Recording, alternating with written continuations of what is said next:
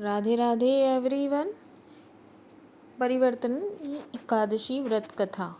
एक बार किसी कर्म के फल भोग के कारण राजा के राज्य में 3 वर्षों तक बारिश नहीं हुई, जिससे भूख से पीड़ित प्रजा नष्ट होने लगी। प्रजा महाराज के पास आकर कहने लगी कि आपको प्रजा की बात सुननी चाहिए।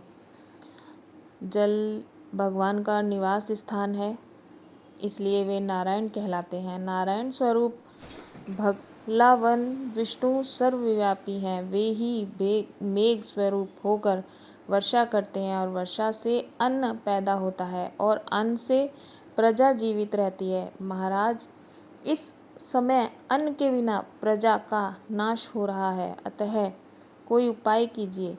राजा ने कहा कि आपने सही कहा है।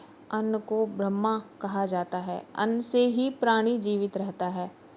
पुराण में भी विस्तृत रूप से वर्णन किया गया है कि राजाओं के अत्याचार से प्रजा को पीड़ा होती है, लेकिन जब मैं विचार करता हूँ तो मुझे इसमें कोई अपराध नज़र नहीं आता। फिर भी प्रजा के हित में मैं पूरा प्रयास करूँगा। ऐसा निश्चय करके राजा मानदाता कुछ व्यक्ति को साथ लेकर भगवान को प्रणाम करने वनों की ओर चले गए, जहाँ मुनियों और तपस्वियों से मिले। एक दिन उन्हें ब्रह्मपुत्र अंगिरा के दर्शन हुए।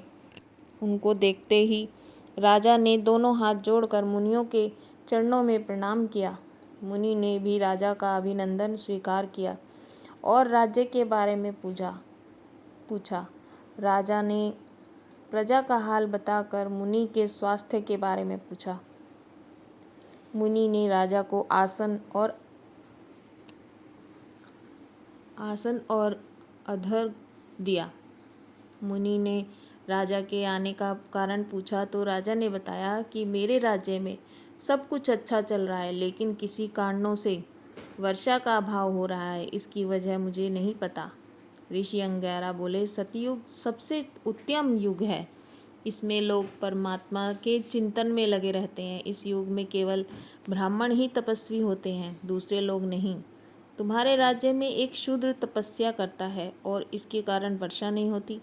तुम इसके प्रतिकार में यज्ञ करो, इससे यह दोष शांत हो जाएगा। राजा ने कहा, मुनिवर, एक तो यह तपस्या में लगा है और दूसरा उसका कोई अपराध भी नहीं है, इसलिए मैं उसकी तपस्या अवरोध नहीं उत्पन्न करूँगा। आप दोष को शांत करने वाले किसी धर्म का उपदेश कीजिए। ऋषि बोले, राजन, यदि ऐसी बात है तो एकादशी का व्रत करो। भाद्रपद मास के शुक्ल पक्ष में जो पदा नाम से एकादशी होती है, उसके व्रत के प्रभाव से निश्चय ही उत्तम दृष्टि होगी। तुम अपनी प्रजा और परिजनों के साथ इसका व्रत करो। ऋषि का यह वचन सुनकर राजा अपने घर लौट आए। उन्होंने प्रजा के साथ भादों के पदा एकादशी का व्रत किया। इस प्रकार व्रत करने पर मेघ पानी बरसने लगा। हरी भरी खेती की धरा सुशोभित होने लगी। इस व्रत से प्रभाव से सब लोग सुखी हो गए। राधे राधे एवरीवन। इस जल झूलनी और परिवर्तनीय एकादशी भी कहते हैं। इस कथा का संबंध राजा मानदाता से है। पदा एकादशी के दिन कथा के बाद जल से भरे हुए घड़े को ढककर दही और चावल के साथ ब्राह्मण को दान देना चाहिए। साथ ही छाता और जूता भी देना चाहिए। दान करते हुए इस मंत्र का जाप करना चाहिए।